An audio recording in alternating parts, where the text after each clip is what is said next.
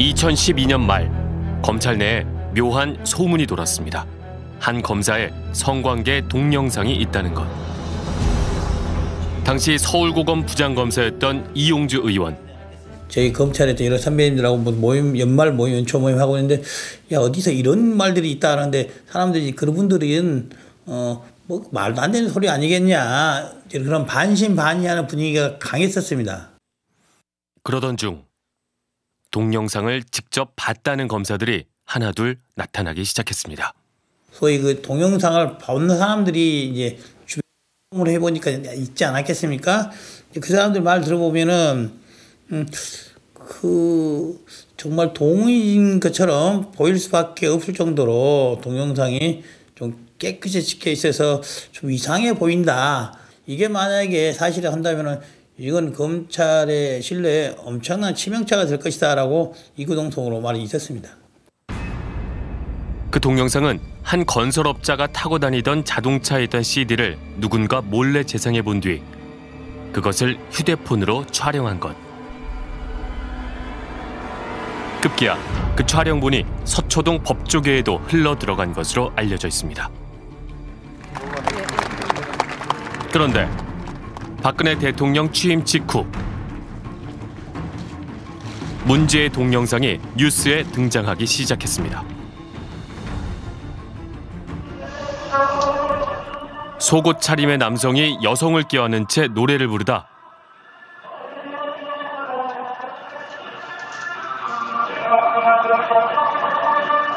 여성과 성관계를 합니다. 이 동영상 속 남성이 바로 최고위급 간부 검사라는 것. 이른바 사회 고위층 별장 성접대 로비 사건이 전국을 강타했습니다. 동영상 촬영 장소로 지목된 곳은 구중궁궐 같다는 강원도의 한 별장. 뭐 예쁜 별장 하나가 아니라 그 골짜기 하나 전체에다가 그렇게 그게 5동인가 6동인가 했는데 그렇게 쫙 지어놓고서 그 조경이며 뭐 이런 거를 어마어마하게 거기에 별장에 놀러 왔던 사람들이 힘없고 빼없는 사람이 없겠어요. 돈 있고 권력 있는 사람이 없겠어요. 별장은 건설업자 윤중천의 소유입니다. 그곳에서 사회 고위층 인사들이 집단 성관계를 하는 등 성접대를 받았다는 것. 성접대 리스트에는 대기업 회장, 대형 병원 병원장 등도 있었습니다. 자기가 이용할 가치가 있다 이런 생각이 드는 사람은 별장으로 초대를 해서 그게 악의 구렁텅이다. 거기가 악의 근원지다. 힘없는 여자들한테 도구로. 동영상 외에 몇 장의 사진도 공개됐습니다. 별장 거실, 여러 명의 남녀. 한쪽에선 브루스를 추고 거실 군데군데서 성관계 중입니다. 문제의 동영상, 이 남자는 과연 누구인가? 차관 인사 발표가 있겠습니다. 법무부 차관 김학의 57세 서울. 오시면 제가 말씀을 드리겠습니다. 일단은 뭐 박근혜 정부 초대 법무부 차관 김학의. 내사에 착수한 경찰이 처음 확보했던 동영상은 화질이 선명치 않았습니다. 그러나 경찰은 처음부터 김 차관을 주목했습니다. 그 영상으로도 충분히 신원 확인이 가능했다는 말씀이세요? 그럼요. 그걸 안 하고 어떻게 법무부 차관을 건드려요. 상식적으로 말이 안 돼요. 마침내 경찰이 동영상 원본을 확보했습니다. 원본을 확보했다가 왠 죽는 거였습니다. 내가 죽는 거였습니다. 죽는 거였어요. 의원님은 그 동영상 보시긴 보셨어요? 저는 못 봤어요. 지금도 못 봤습니다. 예. 그 본 사람한테 얘기 들은 적은 없어요? 들었죠. 뭐라고? 그 맞다고. 그 사람 맞다고 딱 보면은 보통 동영상이 좀 흐릿하게 뭐 그렇게 하는데 그 부분 그건 딱 보면은 그 사람일 수밖에 없는. 그리고 김학의 차관의 얼굴이 뭐 다른 사람 구별이 안 가는 얼굴은 아니잖아요. 그런데 검찰은 동영상 속 남성이 누군지 모르겠다. 즉 불상의 남성이라 결론 짓습니다. 전국을 뒤흔든 동영상 파문은 그렇게 조용히 묻혔습니다. 정윤의 문건, 국정원 댓글 수사 등과 함께 지난 정부 검찰의 대표적인 부실 수사로 꼽히는 것이 바로 별장 성접대 사건입니다. 보신 것처럼 사건을 수사한 경찰도 또 동영상을 봤다는 검사들도 동영상의 남성이 김학의 전 법무차관이라는 것을 확신했습니다. 그런데도 유독 검찰만 동영상의 남성이 누군지 모르겠다며 이 사건을 무혐의 처리했습니다. 이렇게 별장 성접대 사건은 묻히는 듯 했습니다. 그런데 동영상의 여성이 바로 자신이며 상대 남성은 김학의 전 차관이 맞다고 밝힌 여성이 있었습니다. 그 여성은 오랜 고심 끝에 다시 용기를 내보겠다며 저희 제작진을 만났습니다. 동영상 속 여성이라고 밝힌 A씨는 이름도 바꾼 채 숨어 살다시피 해왔습니다. 배우 출신으로 연예 기획사를 운영했던 A씨. 검찰에 대한 실망이 크다고 했습니다. 검찰에서 저한테 갔을 때 무섭다고 그랬거든요. 그랬더니 뭐가 무섭냐. 김학의 권력도 무섭고 윤유천의 힘도 무섭고 난 다 무섭다. 보복당할까 무섭다 그랬더니 김학의 그 새끼는 옷 벗어서 힘도 없어요. 저보고 또 그냥 용서하고 그냥 얼굴도 예쁜데 그냥 입고 살아라 이런 식으로 얘기를 하더라고요. 그게 검찰에서요? 네, 처음 검찰 조사 때. 그 얘기를 검사가 했어요? 아니면 검사가. A씨는 2006년경 지인들 모임에서 건설업자 윤중천을 처음 만났다고 합니다. 자기 별장인데 너무 좋고 뭐 자랑을 하더라고. 거기 아줌마가 밥을 잘해주시는데 밥도 먹고 뭐 거기서 1시간 거리면 간다고. 별 의심 없이 별장에 들렸다는 A씨. 윤중천과 별장 관리인에게 제압당한 뒤 성폭행을 당했다고 합니다. 저를 막 너는 내 얘기만 잘 들어야 돼. 뭐 욕을 막 하고 저를 막 뺨 때리고 이따 누가 올 거니까 잘 모셔야 된다 뭐 이렇게. 잘 모셔야 한다는 남자. 그 남자가 별장에 왔다고 합니다. 그가 바로 김학의 전 법무부 차관이었다는 것. 저한테 막 둘이서 같이 또 그렇게 하려고 하는데 제가 막 거부하고 그랬더니 좀 심하게 좀 거부를 했어. 그때 무서워서 그러지 말라 그랬더니 김학의가 이제 어이없어갖고 이렇게 있을 때 윤중천이가 이제 손을 지르고 형 내려가요 내려가고 욕을 저한테 엄청나게 하고 내려갔어요. 윤중천이 걔 형이라고 그래요? 이 하기영 그래요. 하기영이라고 그러고. 김학의는 2006년 당시 인천지검 차장 검사였습니다. 검사인 거는 본인이 알려줬나요? 아니 윤중천이가. 뭐라고 하면서 소개했나요? 엄청난 사람이라고 얘기를 했었어. 엄청난 사람이고 저 사람이 어떤 사람인데 네가 그렇게 하냐 뭐 이런 식으로 검사라고. 저 사람이야? 검사라고 얘기를 하고. 근데 저는 그때 당시 벌써 윤중천에서 벗어날 수 없는 상황이 됐었어요. 왜요? 사진도 찍히고. 별장에서 처음 성폭행 당했을 때 이미 윤중천이 촬영을 했다는 겁니다. 걔는 스스로 그런 걸 잘 찍어요. 뭐라고요? 하고 있다는 걸 보여주는 거죠. 말 안 들으면 다. 그래서 결국 했잖아요. 우리 집에 다 뿌렸잖아요. 가족들한테? 네. 건설업자 윤중천이 훗날 실제로 A씨 가족에게 그런 사진을 전송했다고 합니다. 동영상을 공개해버리겠다는 윤중천의 협박. 여성 A씨는 공포에 휩싸였다고 합니다. 윤중천의 요구를 따를 수밖에 없는 상황이 됐고 첫 성폭행 한 달 뒤 별장에서 다시 김학의를 만났다고 합니다. 내 옆에 앉아있었지. 나한테 술을 주는데 나 술을 그냥 입만 살짝 됐어. 근데 내가 맛이 갔어요. 그때 이상하게. 그때 그러면 술에 뭔가를 탄 건가요? 그런 것 같아요. 그 입 잠깐 됐다고 취하고 막 그러고 몸 못 가릴 정도는 아닌데 내 몸을 내가 마음대로 못하고 그렇게 시작이 됐어요. 또 다른 피해 여성 B 씨를 만났습니다.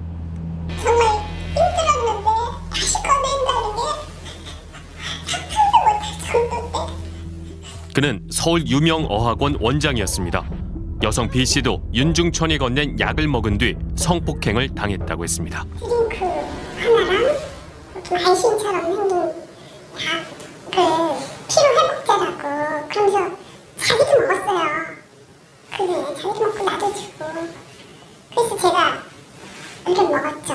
제가 그걸 먹고 이렇게 있던데 좀 나른해지더라고요.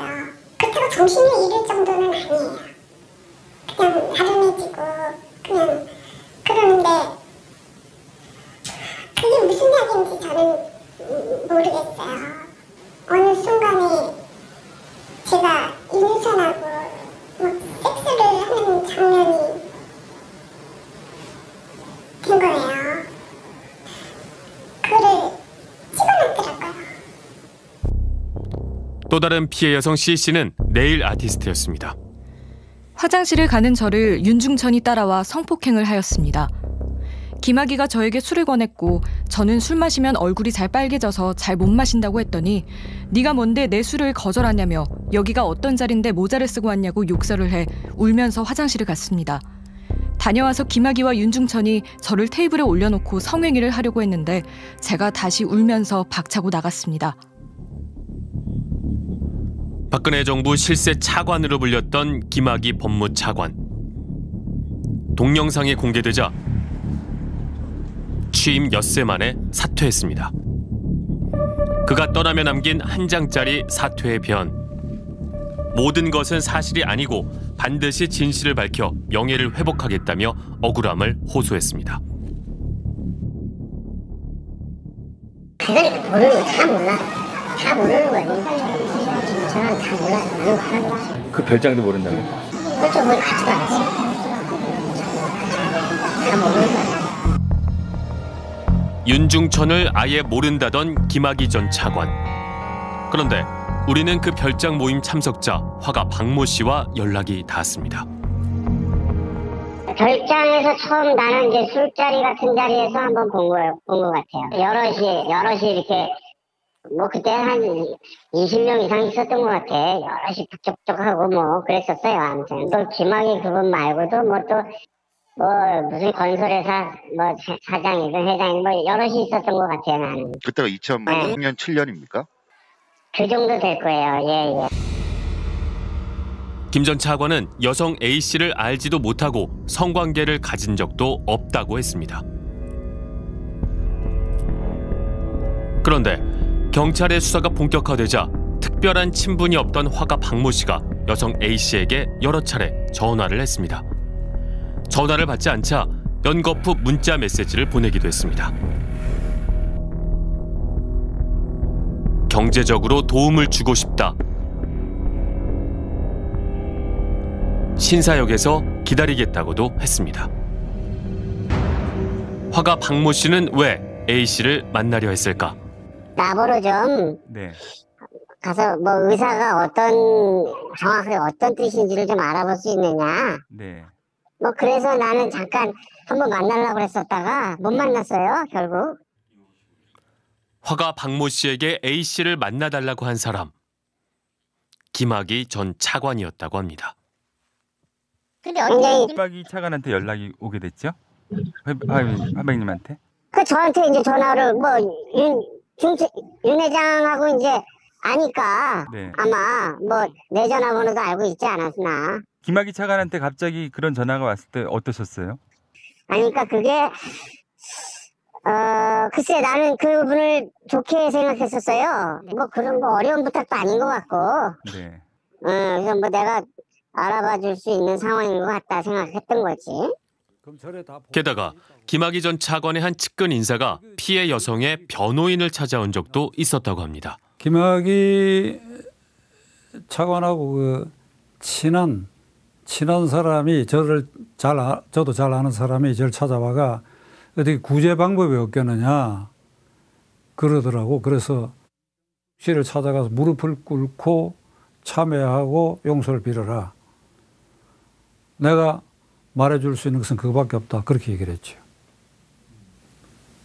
그 이후에 그렇게 됐나요? 안 했지 그거. 안 했지. 김 전 차관은 경찰의 출석 요구에 불응했습니다. 맹장 수술 등의 이유로 한 달 넘게 입원 중이던 김 전 차관을 찾아간 경찰. 어쨌든 이게 검찰로만 가면 다 정리되는 걸로 생각하고 있어요. 빨리만 넘겨달라고요. 검찰에서요? 본인들은 빨리만 넘겨줬으면 하는 상황이고 본인들은 피의자들 넘어간 건 아니다. 아, 본인들은 넘어가면 이게 무혐의로 끝날 거라고? 아니, 그거 당연히 있죠. 그 사람은. 의혹을 전면 부인하며 사퇴했던 김학의 전 차관은 현재 변호사로 활동 중입니다. 한 단체의 고문 변호사를 맡기도 했습니다. 우리는 여러 차례 인터뷰 요청을 했지만 답을 얻진 못했습니다. 사무실로 찾아가 봤습니다. 저희 김학의 변호사님인데요. 기다리셔도 안 나오시거든요. 그래서. 근데 주소는 여기로 돼 있더라고요. 뭐 그렇게 등록은 하셨는지는 모르시지만 여기 상근하셔서 근무하시는 분이 아니세요. 그래서 아마 인터뷰 하시기로 좀 어렵지 않으실까. 뭐 상근을 하시지도 않으시고 만약에 말씀하신 바라고 필요하면 저희 측에서 연락을 드리도록 하겠습니다. 끝내 김 전 차관의 연락은 없었습니다. 여성 A씨의 주장처럼 윤중천이 김학의에게 성접대를 했다면 김학의 전 차관 몇 번이나 만나셨습니까?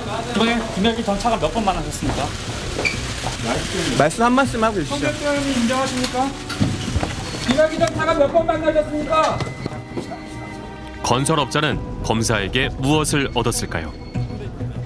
윤중천과 전화 연결이 됐습니다. 뭐가 접대를 내가 접대할 이유가 뭐가 있어서 접대를 합니까? 그러면 접대가 아니면 나중에요. 저 하고 싶으면 저 오세요. 만나세요. 어디로 가면 될까요? 어디로 가면? 저 강남 쪽에 오시가지고 저 전화하세요. 그럼. 강남이요? 강남 어디쯤이요? 덕호텔요. 호텔이요? 예. 윤중천이 머문다는 강남의 한 호텔로 갔습니다.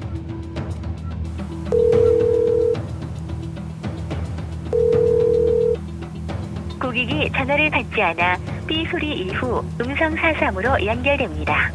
연결된 후에 인터뷰하고 싶으면 찾아오라던 윤중천. 아예 연락이 끊겼습니다. 그래도 박 선생. 그런데 윤중천은 김학의가 크게 될 거란 말을 자주 했다고 합니다. 내가 이 병아리를 키워가지고 닭을 크게 만들어서 내가 이 소득을 올리려고 한다. 그러니까 이렇게 키워가지고 검찰 최고 간부가 되고 앞으로도 장관도 되고 이렇게 하면 내가 이걸 이용해갖고 말이지. 내가 좀 챙길 거 챙기고. 피해 여성 B 씨도 종종 들었다고 했습니다.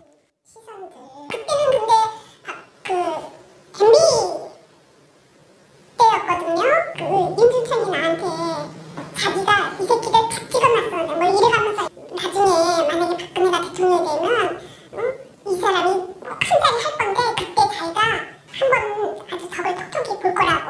박근혜가 대통령이 되면 이 사람이 크게 될 거다라는 이유는 뭐였어요? 그 친분이 있다는 걸 알았던 것 같아요. 박근혜 대통령 당선 직후 초대 검찰총장 후보로 급부상했던 김학의. 희망 복주머니를 개봉하시겠습니다. 지키는 대통령입니다. 검찰청 안팎에선 의아했다고 합니다.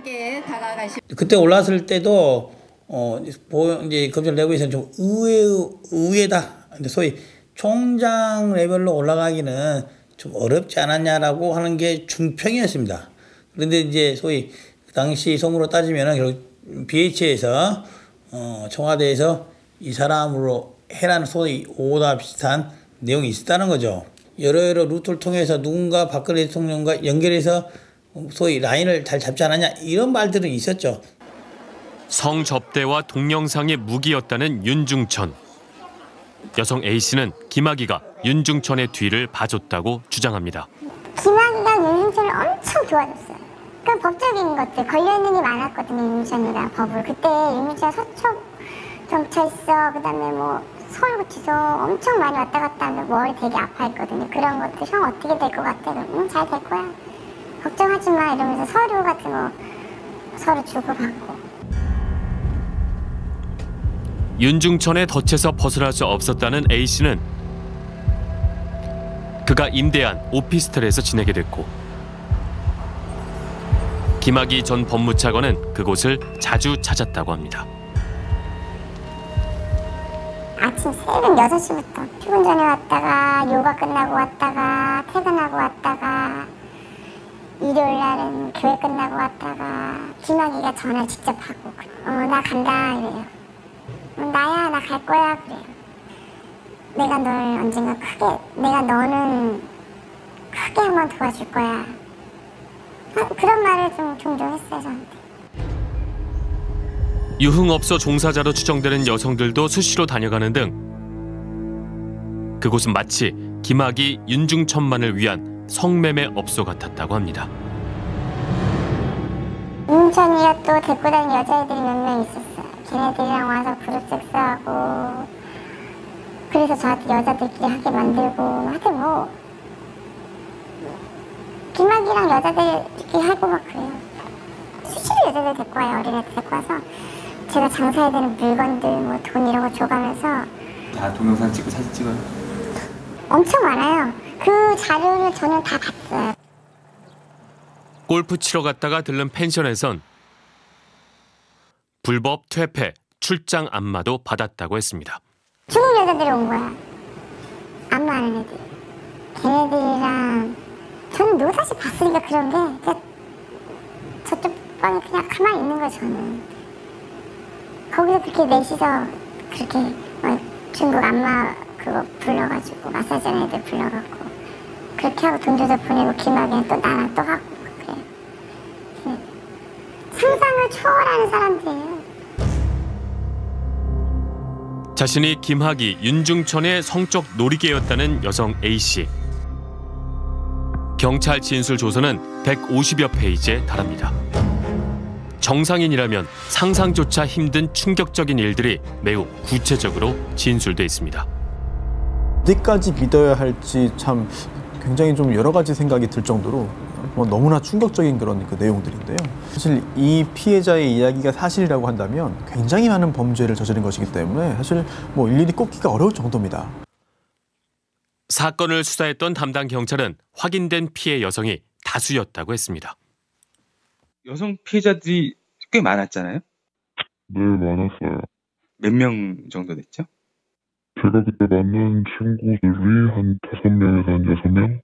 근데 그때도 이제 걔들은 이제 가족들한테까지 네가 이런 걸 했던 거를 다 연락을 하고 뿌리고 가면 두지 않겠다 이렇게 얘기를 했었기 때문에 굉장히 외포된 상태로 그 시간들을 지낸 거죠.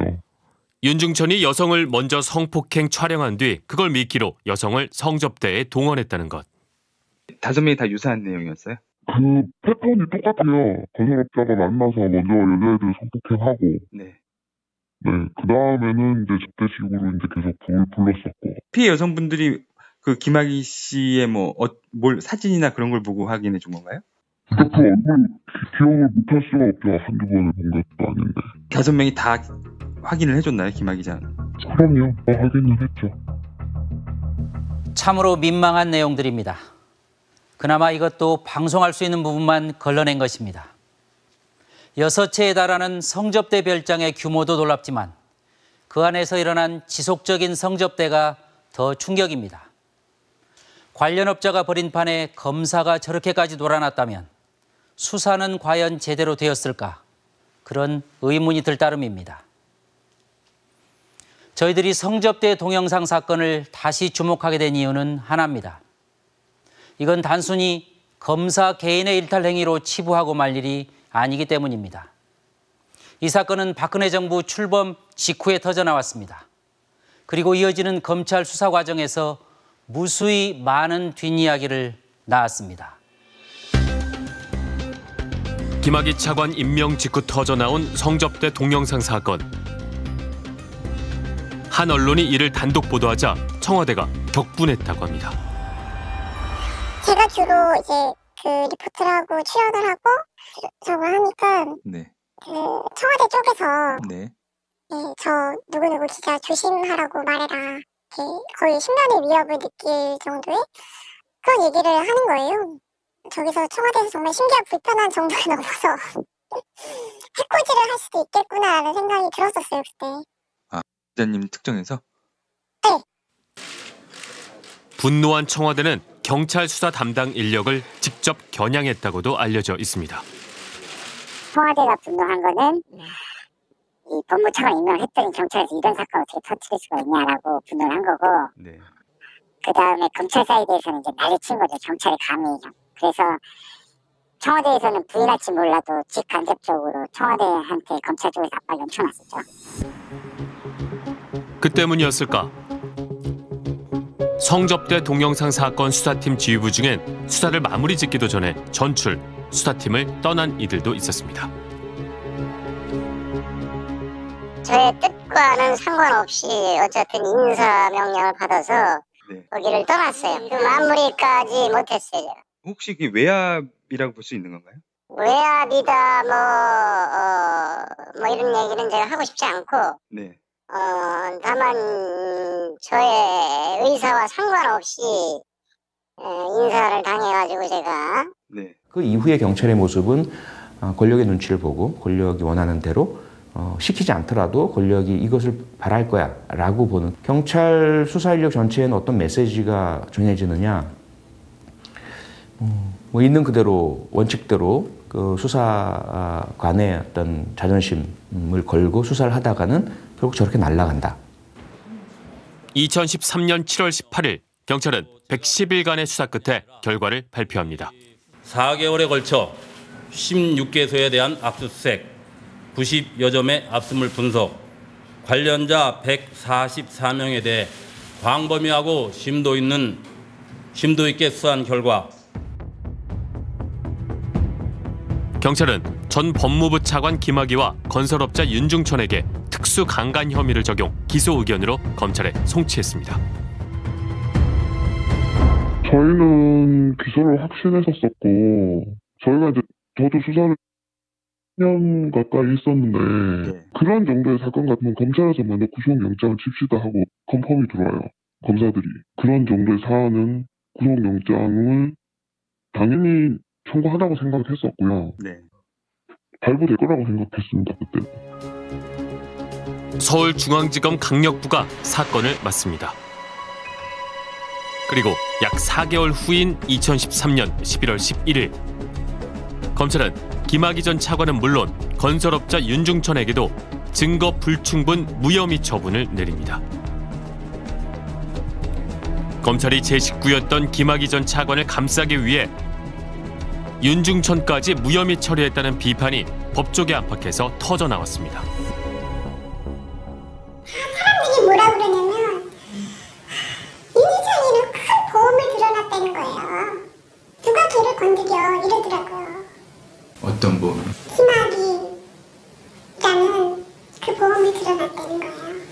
그 김학의를 건드리려면 검찰이 세상에서 얘기하는 자기 식구잖아요. 그럼 자기는 친구를 건드려야 되고 윤희정이 받을 수밖에 없겠죠. 4개월간 수사하던 검찰이 김 전 차관을 소환한 것은 단 한 번. 무혐의 결정 9일 전이었습니다. 검찰이 더 했어야죠. 그 동영상이라는 음성과 김학의 차관의 음성을 대조 음성에서 한다든지 그런 적극적 수사를 더 했어야 되는데 그런 걸 안 했다고 볼 수도 있고 못 했다고 볼 수도 있고 그런 측면이 있죠. 사건 수사를 담당했던 경찰은 아쉬움을 토로합니다. 피해 여자애들 생각하면 되게 안타까운 사건이에요. 저는 사건을 하면 한 번도 이렇게 제 의견과 달리 결과가 나는 거를 못 봤어요.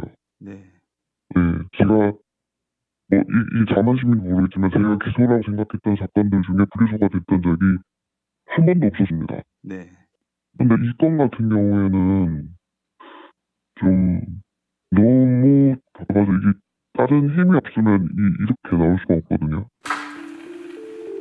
피해 여성 A씨는 검찰 조사를 받은 직후 담당 검사에게 장문의 편지를 보냈다고 합니다. 검사님, 전 지금 세상에 진실을 알리고 싶습니다. 제가 용기를 내 조사에 임한 만큼 전 진실이 밝혀질 때까지 김학의 윤중천을 법 앞에 국민들 앞에 심판을 받게 할 것입니다. 검사님, 이 세상에 제가 살아갈 수 있는 힘을 주세요.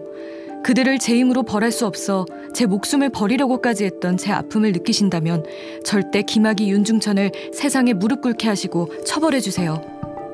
지금도 그 트라우마 때문에 숨을 못 쉬겠어요. 그러니까 내가 어쩔 때는 그래서 내가 완전 치매 걸려서 이거를 내 입으로 떠들고 다니면 어떡하나 막 그런 걱정이 생길 정도로 너무 무서워.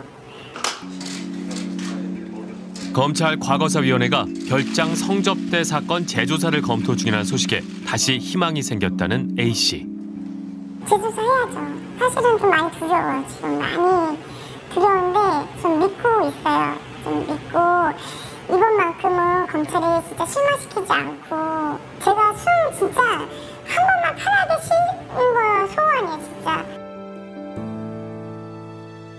이것은 피해 여성이 1차 조사를 받은 직후 담당 검사에게 보낸 편지입니다. 손글씨로 써내려간 편지가 무려 10장이나 됩니다. 뉴스를 보고 그들이 거짓말하는 것에 분노했고 너무나 두렵지만 또 다른 피해자가 나오면 안 된다는 생각에 검찰 조사에 임했습니다. 그러니 김학의, 윤중천 두 사람을 반드시 제대로 처벌해 주십시오. 하지만 검찰의 1차 수사는 무혐의로 처리되었습니다. 심지어 동영상의 피해 여성이 두 사람을 직접 고소했지만 두 번째 검찰 수사 역시 무혐의 처리되었습니다. 증거가 불충분하다는 이유였습니다. 도대체 수사를 맡은 검사들은 누구였고 검찰 지휘부는 왜 이런 식으로 사건을 마무리했을까요? 검찰 과거사위원회 설립 당시부터 재조사 대상으로 별장 성접대 사건이 거론됐지만 아직 결론을 내리지 못하고 있습니다. 지금도 김학의 뭐 장관 이거 다시 조사한다고 하잖아요. 네. 나 웃어요. 아니 소지훈이 살아있는 검사 얘기하는데 이렇게 계속 딴짓하는데. 네. 죽으면 살아있는 사람이 계속 얘기하고 계속 말 없더라고 해도 엄한 짓 하고 있잖아요. 계속 지금. 결정이 쉽지 않을 거란 전망도 있습니다. 어쨌든 검찰 입장에서는 이 사건을 재수사한다는 의미는 그 당시 피의자인 윤중천, 김학의에 대한 범죄상을 다시 밝혀내고 기소를 한다는 것에 머무는 것이 아니죠. 왜 그때 수사가 잘못되었는지를 밝혀야 돼요. 그렇게 되면 그때 수사와 기소 과정에 가담했던 검사들, 지금 현재 세월이 흘러서 퇴직한 사람도 있겠지만 상당히 고위급에 올라간 사람들도 있을 수 있고요. 성접대 동영상 사건 수사는 서울중앙지검 강력부가 맡았습니다. 1차 수사 담당은 윤재필 부장검사.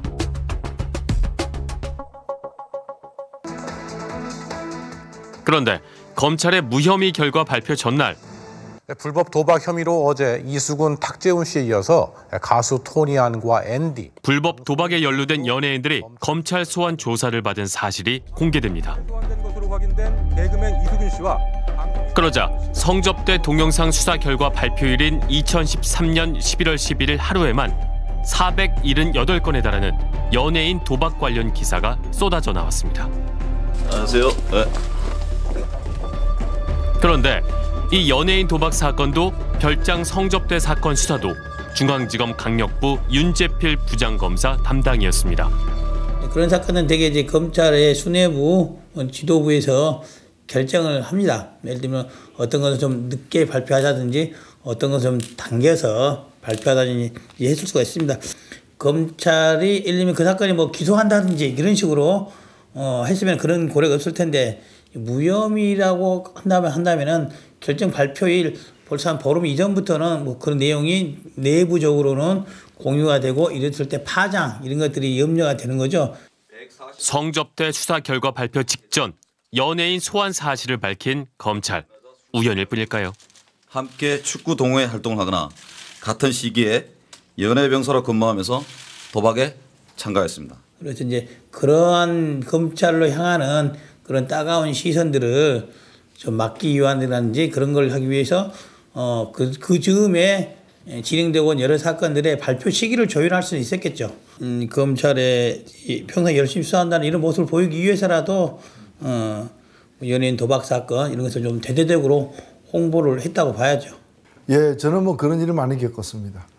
제가 뭔가를 발표하려고 할 때 그 지방검찰청에서 딱 국감 당일날 아침에 먼저 그걸 발표를 해가지고 이제 물타기 하는 그런 일들을 여러 번 체험을 했고, 그래서 그걸 잘하는 사람이 그 상부의 귀여움을 받고, 그리고 상부에서 지시하지 않아도, 예를 들면 청와대나 검찰총장이 지시하지 않아도 지금쯤 뭐가 필요하다, 이 상황에서는 뭐가 필요하다 이런 걸 금방 알아채고 그에 딱 맞는 사건을 끄집어내가지고 딱 공개를 하는 거죠. 윤재필 부장검사의 직속 상관은 박정식 3차장 검사, 현 부산고검장입니다. 박정식 검사는 2008년 BBK 특검 당시 수사 2팀 팀장, 다스 수사를 지휘했습니다. 당선인이 다스 지분 주식을 차명 소유하였다는 의혹은 근거가 없는 것으로 판단됩니다.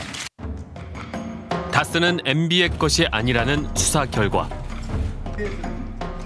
박정식 검사는 MB 특검 뒤 대검 중수부 과장으로 영전했습니다. 10년이 흘렀습니다. 다스는 누구 것이냐? 검찰이 10년 전과 다른 답을 내놨습니다. 이 전 대통령이 주식회사 다스의 실소유자라는 사실을 확인하였습니다. 10년 만에 입장이 확 바뀌었을까요, 검찰이?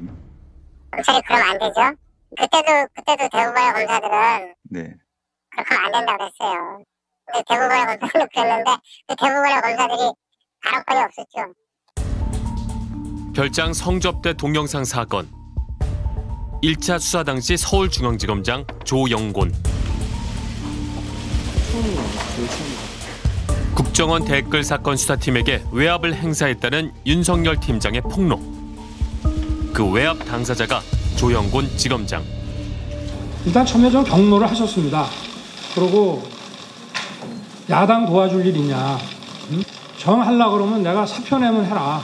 저는 이게 검사장님 모시고 이 사건을 계속 끌고 나가기는 불가능하다는 판단을 했습니다. 수사하지 말라고 제가 하지 않았습니다. 그리고 저는 지금까지도 수사하지 말라는 말을 한 적이 없습니다. 혹시 사람이 충성하는 건 아니에요? 저는 사람에 충성하지 않기 때문에 제가 오늘도 이런 말씀을 드리는 겁니다.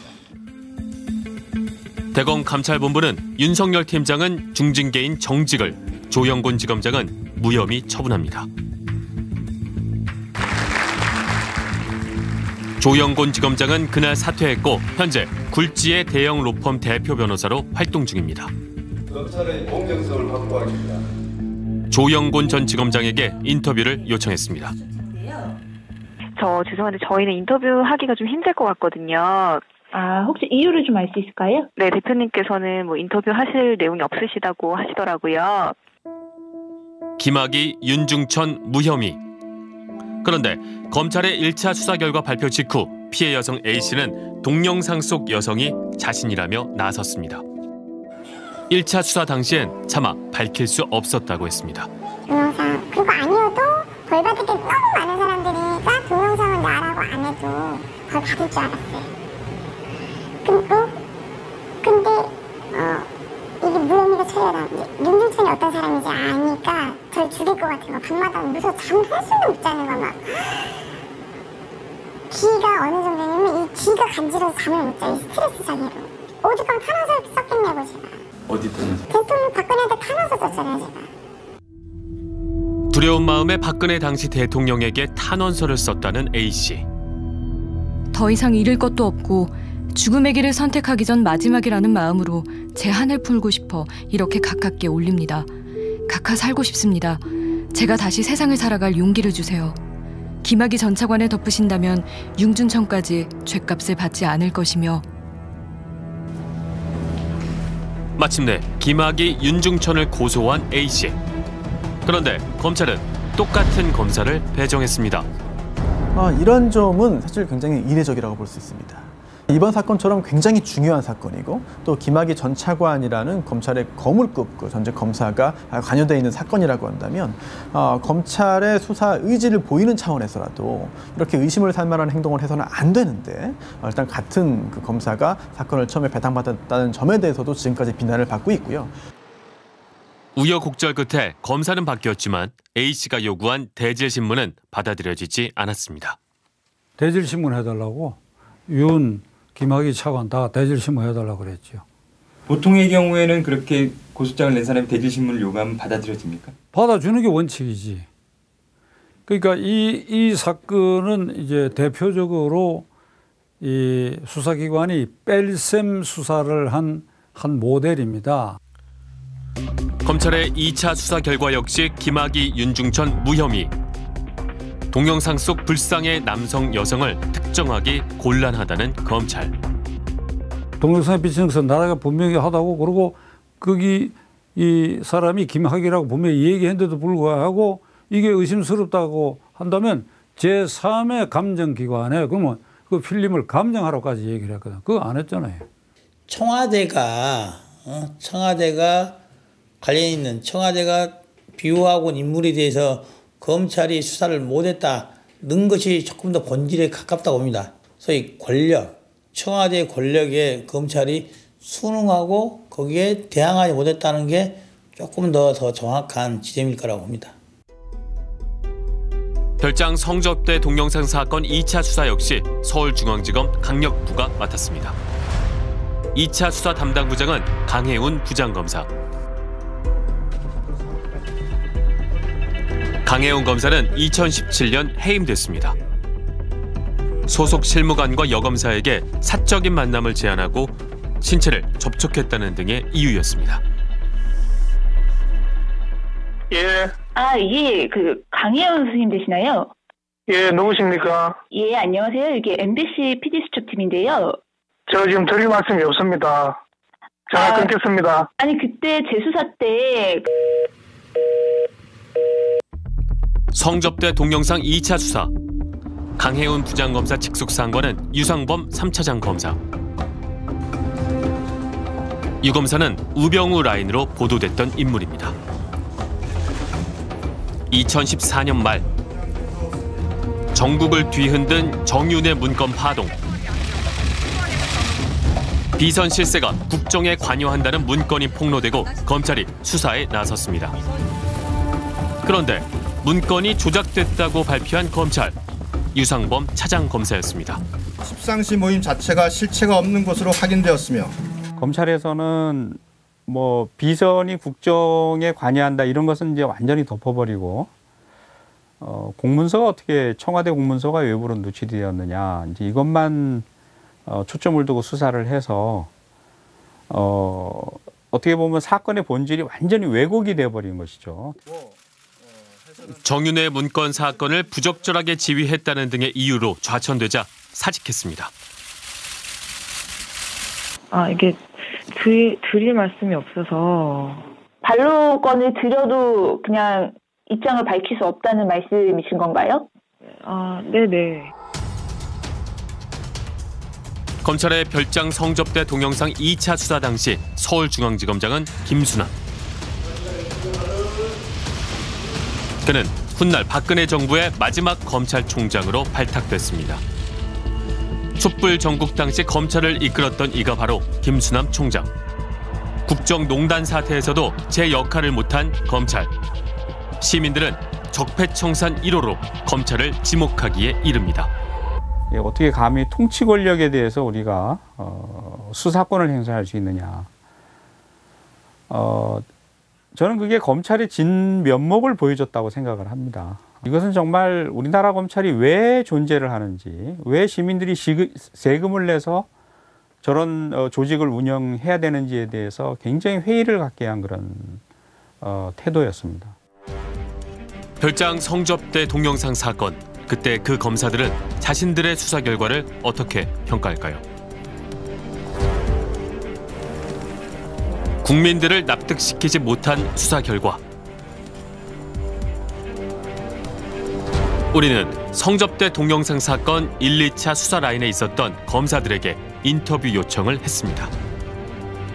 그러나 과거사 진상조사가 진행 중이고 관계인의 사생활 침해 등의 우려가 있다며 인터뷰를 거절했습니다. 성접대 동영상 사건 수사 당시 검찰총장은 김진태. 1차 수사 당시엔 최동욱 총장 사퇴 후 지명 상태였지만 2차 수사는 온전히 재임 기간 중이었습니다. 2년 임기를 고스란히 채우고 퇴직한 김진태 전 검찰총장을 찾아가 봤습니다. 있었는데요. PD수첩팀 검찰총장 시절을 얘기 듣고 싶어가지고 왔는데요. 네? PD수첩팀인데 검찰총장 시절에 얘기 듣고 싶어서 왔는데. 없어. 내가 할 이야기가 없어. 내가 뭘 알겠어. 없어. 네, 검찰총장 시절에 있었던 일이잖아요. 그래서도 내가 어떻게 다 알겠어. 별장 성접대 동영상 사건은 그야말로 검찰의 썩은 부위를 가장 적나라하게 드러내고 있습니다. 국민들은 검찰의 기존 수사 결과에 대해 전혀 인정하지 못하고 있습니다. 검찰은 이제라도 국민이 납득할 만한 조사 결과를 내놔야 합니다. 법 앞에 누구나 공평한 사회. 바로 그런 미래를 위해 검찰개혁은 더 이상 미룰 수 없는 과제가 되었습니다.